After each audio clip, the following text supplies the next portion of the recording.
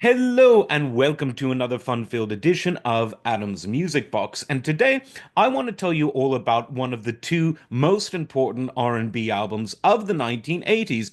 And that's saying quite a lot because R&B has always been a genre that has deeply influenced the mainstream pop charts. You could argue that for much of its existence, pop music's musical idiom, if it will, was very much influenced by R&B and all of its various guises and subgenres. Now, in the 1980s, the undisputed top-selling R&B album was, of course, Michael Jackson's Thriller, but right up there beside it is another album that has a lot of Thriller's great traits. Excellent songwriting, excellent playing, and excellent production. And there was more than a few people who were actually involved in both. Notably, Steve Lukather is someone who played guitar on both albums. And one of the solos that Rick Beato talks about as the greatest hidden guitar solo of all time is, in fact, Steve Lukather's solo on "Running with the Night," one of the tracks on this album. Which, if I haven't said the name yet, it's called "Slow Down," or is it there? There it is, by the great Lionel Richie. Now, Lionel Richie was already a musical veteran by this time. He was one of the co-founders of the Commodores and had been in that band since the late 60s, and they had a huge amount of hits in the 1970s, right up through the early 80s. And so strong were they as a band that they even continued to produce great music after they lost one of their lead singers, one of their songwriters, and sometimes saxophonist Lionel Richie. So they were a group of talented guys, but with songs like Easy, Easy like Sunday Morning, it became clear that Lionel Richie had that star power in and of himself. And as a lot of superstars do, he ended up leaving the band in 1982. Now, his first solo album was in that same year, just self-titled Lionel Richie, and it was a very good album.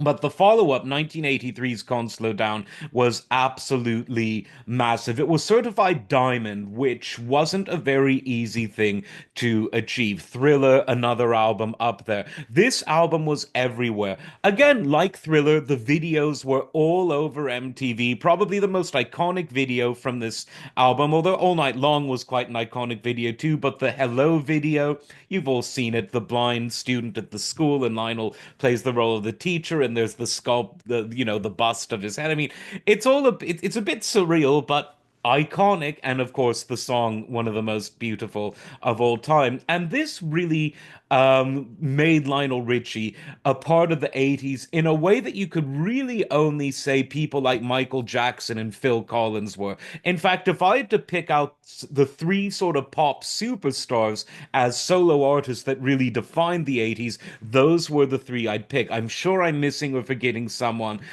Whitney Houston came out in the 80s, but I would say the 90s were in many ways. The early 90s were more her decade. But Lionel, Phil, Michael. Those are at least the top three on the Mount Rushmore of 80s pop music. And I think that the album really, really holds up well. And that's again because great production. It has some of those quintessential 80s sounds, which at the time sounded very futuristic, now might sound dated to some.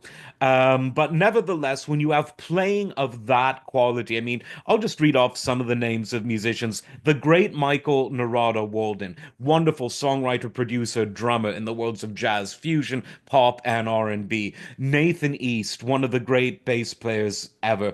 Eric Clapton plays on one of the tracks. Lewis Shelton, another great guitar player. So many. Randy Jackson, another great bass player. And so it really is the who's who of R&B and sort of all-purpose sort of studio musician titans of that era, and you can really, really tell. Narada Michael Walden was also a co-producer of the album, and he was at really the top of his game. So when we talk about some of the great albums of all time from any era, we have got to include this. Everyone in the 80s had it. It appealed to people from so many ranges. It crossed racial divides. It crossed international borders because it was huge everywhere. In fact, one of the most popular albums in Iraq, both during Saddam Hussein and during the war there that came after, was this album. talk about breaking musical barriers into places where you wouldn't expect it. I guess it's true. Everyone really does love Lionel Richie. Like, subscribe, and we'll see you next time. Take care.